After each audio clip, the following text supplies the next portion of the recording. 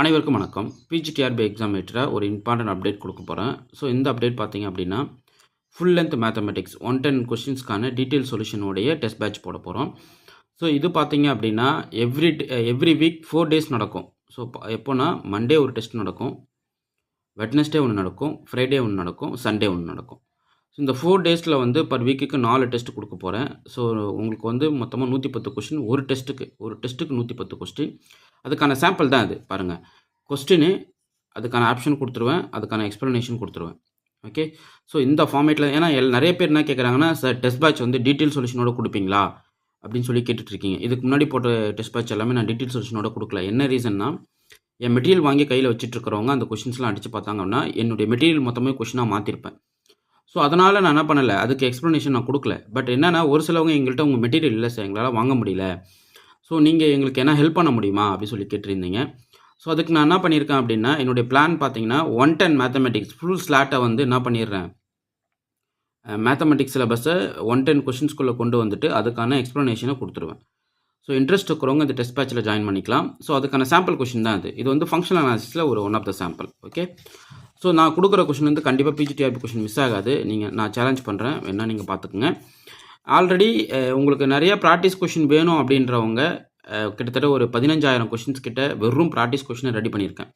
15,000 question என்ன அர்த்தம் பாருங்கள். ஒவ்வொரு யூனிட்டையுமே நான் கொஷின் பேங்காக மாற்றி வச்சுருக்கேன். ஸோ ஒரு யூனிட்டை எடுத்து நீங்கள் படிக்கிற ஃபீல் வந்து கொஷின் பேங்கில் டிக் அடித்தாவே போதுமானது கிடச்சிரும். ஸோ அந்தளவுக்கு ரெடி பண்ணியிருக்கேன். அதுக்கான ஆப்ஷன்ஸ் பின்னாடி வச்சுருவேன். Okay. Full length study material எங்கள்கிட்ட அவைலபிளாக இருக்குது. ஆல்ரெடி ஸ்டடி மெட்டீரியலுக்கான டீட்டெயில்ஸ் நான் வந்து போஸ்ட் பண்ணியிருந்தேன், ரீல்ஸ் போட்டிருந்தேன். நீங்கள் அதை பார்த்துருப்பீங்கன்னு நினைக்கிறேன். ஸோ அதுக்கு எல்லாமே கான்டாக்ட் பண்ணிகிட்டு இருக்கீங்க.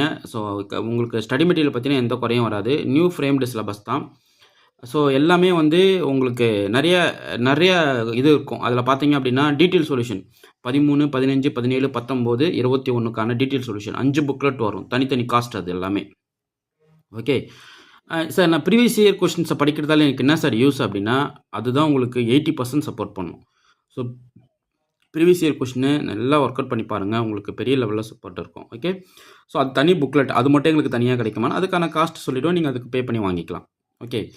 ஸோ இன்ட்ரெஸ்ட் இருக்கிறவங்க என்னுடைய நம்பருக்கு கான்டாக்ட் பண்ணுங்கள். 9384686847 இந்த நம்பருக்கு கான்டாக்ட் பண்ணிங்கன்னா உங்களுக்கு டீட்டெயில் கொடுத்துருவேன். இன்ட்ரெஸ்ட் இருக்கிறவங்க ஸ்டடி மெட்டீரியல் வாங்கி படிக்கலாம். Okay fine. இப்போது இந்த கொஸ்டினில் ஒரு 6 கொஸ்டின் தான் சாம்பிள் கொடுத்துருக்கேன். இதுக்கான ஆன்சர் பார்த்துடலாம். In Hilbert space H, the orthonormal set E1, E2, E3 and so on is called orthonormal basis இருக்குது அப்படின்னா if என்ன கண்டிஷன்ன்றதை சொல்கிறாங்க. It is linearly independent but not necessarily கம்ப்ளீட்னு சொல்கிறாங்க. So no, any orthonormal basis வந்து கம்ப்ளீட்டாக இருக்கும். ஸோ அது இந்த first option false. Every element of H can be expressed as a linear combination of finitely many EIs. So finitely many EIஸை வச்சு Hilbert ஸ்பேஸில் இருக்கிற எந்த ஒரு எலமெண்ட்டையும் நம்மளால் எக்ஸ்பிரஸ் பண்ண முடியும் அப்படின்ற மாதிரி சொல்கிறாங்க. ஸோ அது தப்பு. அடுத்து பார்த்தீங்கன்னா தேர்டு தான் இங்கே கரெக்டு. ஏன்னா every element of H can be written as a expressed as a convergent series of EI. So அது வந்து ஒரு சீரியஸ் ஃபார்மேட்டில் எக்ஸ்பிரஷன் பண்ணலாம். ஸோ அதுக்கான நோட்டேஷன்ஸ் தான் உங்களுக்கு கொடுத்துருக்கேன். So any element in H எடுத்துக்கிட்டீங்க, எக்ஸ் எடுத்துக்கிட்டீங்க, which is can be written as a inner part of x comma EI into EI ஃபார்மேட்டில் எழுதலாம். இது வந்து ஒரு கன்வர்ஜென்ட் சீரியஸ் இன் நான் லீனியர் ஸ்பேஸ். இது வந்து எதனுடைய தியரம் அப்படின்றது நீங்கள் கொஞ்சம் எக்ஸ்பிளைன் பண்ணுங்கள். உங்களுடைய ஆன்சரை கமெண்ட் பண்ணுங்கள். இது எந்த தியரத்தோட அப்ளிகேஷன்ன்றது நீங்கள் கமெண்ட் பண்ணுங்கள். அப்போ தான் நீங்கள் இந்த சப்ஜெக்ட் நல்லா புரிஞ்சிக்கிட்டு படிச்சுட்டு இருக்கீங்கன்னு அர்த்தம். உங்கள்கிட்ட ஸ்ட்ராங்கான ஸ்டடி மெட்டீரியல் கையில் இருக்குன்னு அர்த்தம். Okay fine. ஸோ இதுக்கான ஆன்சர் பார்த்தீங்கன்னா சி தான். அடுத்து பாருங்கள். த கான்ஜுகேட் ஸ்பேஸ் H ஸ்டார்ன்றது என்னன்னா set of all continuous bounded linear function on Hல் டிஃபைன் பண்ணுறது. ஓகே. ஹில்பர்ட் ஸ்பேஸ் இந்த இடத்துல பேசிகிட்டு இருக்கோம். நான் லீனியர் ஸ்பேஸ் கிடையாது, just an Hilbert space. Okay. The conjugate space H star is Hilbert space which is consist of என்னன்னு சொல்லி கேட்குறாங்க. all continuous linear function on H, all bounded operator from H to itself, all sequence in H with a finite norm, all orthonormal sequence in H சொல்லி கேட்குறாங்க. So இதில் எது கரெக்டான option வரும்னு சொல்லுங்கள் பார்ப்போம். ஸோ பவுண்டட் லீனியர் ஆப்ரேட்டர்ன்றது நான் linear ஸ்பேஸில் பெனாக் ப்ராப்பர்ட்டி. ஸோ இங்கே ஹில்பர்ட் ஸ்பேஸ் வந்துட்டோம். ஓகே. ஸோ ஹில்பர்ட் ஸ்பேஸில் வரச்சா உங்களுக்கு என்ன ஒரு சொல் பார்ப்போம். ஒரு இன்னர் ஸ்பேஸில் டிஃபைன் பண்ணுற கண்டினியூஸ் லீனியர் ஃபங்க்ஷன் தான் H ஸ்டாரில் இருக்கும். ஸோ இதுக்கான ஆப்ஷன் பார்த்தீங்கன்னா ஆப்ஷன் ஏ தான் கரெக்டு. அதுக்கான எக்ஸ்ப்ளனேஷன் நான் கொடுத்துருக்கேன் பாருங்கள். By definition H star is set of all bounded under continuous linear function from H to C or any scalar field C or real number எடுத்துக்கலாம், which is given by Riesz representation theorem. So ரொம்ப முக்கியமான theorem. So இது போல் உங்களுக்கு வந்து ஒவ்வொன்றுத்துக்கும் explanation நான் கொடுத்துட்றேன் சிம்பிளாக. ஸோ நீங்கள் என்ன பண்ணிக்கலாம், இந்த டீட்டெயிலோட ஒரு கொஷினை படிச்சுக்கிறதுக்கு உங்களுக்கு நிறைய அப்டேட்ஸ் கிடைக்கும். ஸோ அதை நீங்கள் உங்களுக்கு பெரிய லெவலில் சப்போர்ட் பண்ணிக்கலாம். ஸோ இந்த டெஸ்ட் பேட்சில் ஜாயின் பண்ணுங்கள். உங்களுக்கு டெய்லி கொஷின்ஸாக கூட நான் ஒரு சில அப்டேட்ஸை பொறுத்த அளவுக்கு நான் என்ன பண்ணுவேன், இருக்கிற இந்த 2 மாதத்துக்கு நான் டெய்லி கொஷின்ஸ் கூட போஸ்ட் பண்ணுவேன். ஸோ அது வந்து இப்போதைக்கு ஷெடியூல் நான் வீக்லி 4 டெஸ்ட்டு கொடுக்க போகிறேன். ஒரு வீக்குக்கு நீங்கள் எவ்வளோ 440 ப்ராப்ளம்ஸ் கிட்ட சால்வ் பண்ண போகிறீங்க. இதை விட என்ன வேணும்? ஸோ ஃபுல் லென்த்தாக கொடுக்க போகிறேன். அதாவது எதுவுமே ரிப்பீட் ஆகாது. இப்போ இந்த டெஸ்ட்டில் ரிப்பீட் ஆகிற கொஷின் அடுத்த டெஸ்ட்டில் ரிப்பீட் ஆகுமா சார்னா கண்டிப்பாக ஆகாது. கம்ப்ளீட்டாக டிஃப்ரெண்ட்டாக இருக்கும். ஸோ ஒரு மெட்டீரியலே உங்கள் கைக்கு வந்த மாதிரி இருக்கும். ஸோ இது நீங்கள் கண்டிப்பாக ஃபாலோ பண்ணுங்கள். Next the adjoint T star of a boundary linear operator T on எல்ஜோ ஸ்பேஸ் சாட்டிஸ்ஃபைட்னு கேட்குறாங்க. அட்ஜாயின்ட் ஆப்ரேட்டரோட டெஃபினேஷன்ன்றது கேட்குறாங்க. கரெக்டாக? அப்போ inner product of T X comma Y equal to inner product of X comma T star in Y for all X comma Y belongs to H. So இதுக்கு பார்த்தீங்கன்னா ஆப்ஷன் ஏ தான் கரெக்டுங்களா? ஸோ இதுக்கான எக்ஸ்ப்ளனேஷன் இங்கே கொடுத்துருப்போம் பாருங்கள். இதோ பாருங்கள். ஓகே. ஸோ அட்ஜாயின்ட் ஆப்ரேட்டருடைய ப்ராப்பர்ட்டி எது வரும்னு பாருங்கள். டி ஸ்டார் ஈக்குவல் டு டியா, T star T equal to ஐயா. ஆல்வேஸ் சொல்லியிருக்கேன், இது ரொம்ப முக்கியம்.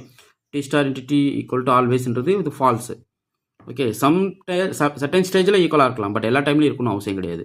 அதே போல் நார்மல் ஆப்ரேட்டருக்கு வந்திருக்கு யூனிட்டரிக்கு T star into T equal to I, அந்த யூனிட்டரி ஃபார்மேட்டுக்கு கொண்டு வந்திருக்கான் பாருங்கள். அதாவது டியோடைய இன்வெர்ஸ் டி நாமோடைய இன்வெர்ஸ் வேல்யூ டி ஸ்டாரோடைய நாம் வேல்யூ சேம்ன்றேன், அதுவும் ஃபால்ஸ் தான். ஸோ இதுக்கான எக்ஸ்ப்ளனேஷன் இங்கே கொடுத்துருக்கு பாருங்கள். The adjoint is uniquely defined by inner product of T X comma Y equal to X comma T star of Y. Equality நாம் இருக்கும், அட்ஜாயிண்ட்டுக்கும் அந்த டிக்கும் நாம் வந்து ஈக்குவலாக இருக்கும். அதே போல் இது வந்து ட்ரூ கிடையாது. ஓகே. ஸோ நாம் டியோட இன்வெர்ஸ் வேல்யூ வந்து நாம் ஆஃப் டி ஸ்டாருக்கு ஈக்குவல் கிடையாது. ஸோ அது போல் எக்ஸ்ப்ளனேஷன் நான் கொடுத்துருவேன், சிம்பிளாக இருக்கும். ஓகே. அடுத்து த projection be on Elber space satisfies தான் சொல்லி கேட்குறாங்க. ஒரு ஆப்ரேட்டர் வந்து ப்ரொஜெக்ஷனாக இருக்குது. எல்பர் ஸ்பேஸில் ஒரு ஆப்ரேட்டர் வந்து ப்ரொஜெக்ஷன்னா என்ன கண்டிஷன் சாட்டிஸ்ஃபை பண்ணணும் அப்படின்னா P square equal to P star equal to P orthogonal ப்ரொஜெக்ஷனாக இருக்க பட்சத்தில். ஸோ பார்த்தீங்க ஆப்ஷன் ஏ அண்ட் பிஆர் இது கரெக்டு. ஸோ இதுக்கு பார்த்தீங்கன்னா சி தான் கரெக்டு.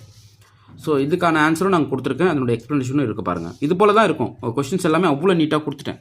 அடுத்து determinant of the square matrix A என்னன்றதை கேட்குறாங்க. ஸோ சம் ஆஃப் எக்கன் வேல்யூஸா ப்ராடக்ட் ஆஃப் எக்கன் வேல்யூஸா ஆல்வேஸ் பாசிட்டிவா ஆல்வேஸ் ஈக்குவல் டு ஜீரோவா?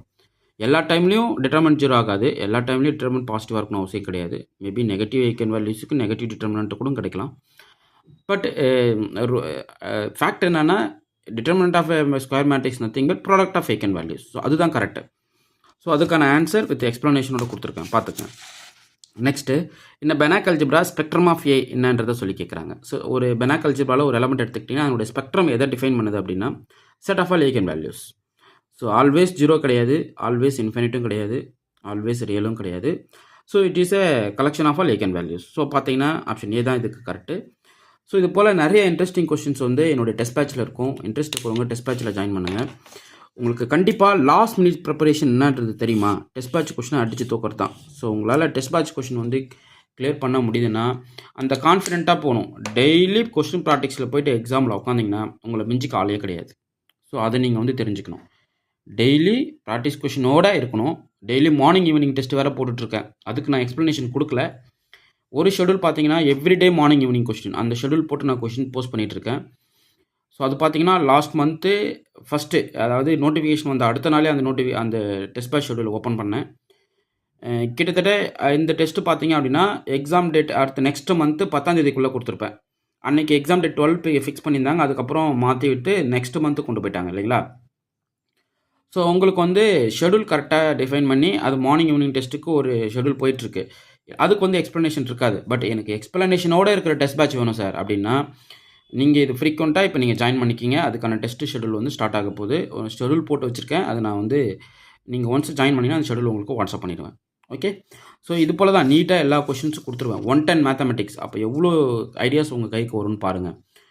அவ்வளோ கண்டென்ட்டு கொடுத்துருவேன். சார் உங்கள்கிட்ட ஸ்டடி மெட்டீரியல் வெயிட்டாக இருக்கா சார் அப்படின்னா நீங்கள் ஜஸ்ட் இது வந்து ஒரு சேல்ஸ் பண்ணுறதுக்கான ஒரு அட்வர்டைஸ்மெண்ட்னு நினைக்காதீங்க. எங்களுடைய எஃபோர்ட்டை வந்து நாங்கள் மெட்டீரியலாக ரெடி பண்ணி அவ்வளோ கண்டென்ட்டை ப்ராக்டிஸ் எவனுமே கொடுக்க முடியாது. அவ்வளோ ப்ராக்டிஸ் கொஷின் கொடுத்துருக்கோம். 15,000 கொஷின்ஸ் கிட்ட ரெடி பண்ணியிருக்கேன். அத்தனைக்கும் என்னுடைய ஸ்டடி மெட்டீரியலுக்கு சொல்யூஷன் இருக்குது. ஸோ இன்ட்ரெஸ்ட் இருக்கிறவங்க ஸ்டடி மெட்டீரியல் வாங்கி படிங்க, டெஸ்ட் பேட்ச் கொஷின் அட்டன் பண்ணுங்கள். இல்லைனா டீட்டெயில் சொல்யூஷன் டெஸ்ட் பேட்ச் சீரீஸில் அட்டன் பண்ணுங்கள். ஸோ இது வந்து உங்களுக்கு ஒரு பெரிய லெவலில் சப்போர்ட்டாக இருக்கும். எக்ஸாமுக்கு ப்ரிப்பேர் பண்ணிட்டு இருக்கவங்களுக்கு ஒரு நல்ல ஆப்பர்ச்சுனிட்டியாக இருக்கும். ஸோ டெஸ்ட் பேட்ச் அட்டன் பண்ணுங்கள். உங்களுக்கு இந்த வீடியோ பிடிச்சிருந்தா லைக் பண்ணுங்கள், கமெண்ட் பண்ணுங்கள், உங்கள் ஃப்ரெண்ட்ஸுக்கு ஷேர் பண்ணுங்கள். தேங்க்யூ.